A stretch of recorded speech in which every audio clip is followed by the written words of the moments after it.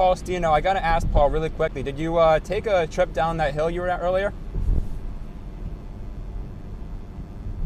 Hi, Ryan. Yeah, I did not have time, unfortunately, to go sledding this afternoon. I'm realizing now that I'm going to have a lot of work to do, though. When I do leave work, take a look at my car right here. I thought I would get a move on it a little bit while I'm talking with you, so there's less to do later. But it's been snowing here in Little Chute for most of the day, and it's been kind of slow accumulating event here throughout the day. But we're getting to the point where we can't see the grass anymore, and most of the roads are completely snow covered as well. You're looking at footage that we shot just a few minutes ago to give you an idea of what the conditions here in the Fox Valley, particularly Little Chute, look like right now. Now, the snow that is falling is pretty light and fluffy, something that people I spoke to who were shoveling this afternoon pointed out as well, saying they're thankful that the snow on their driveways isn't too difficult to clear away.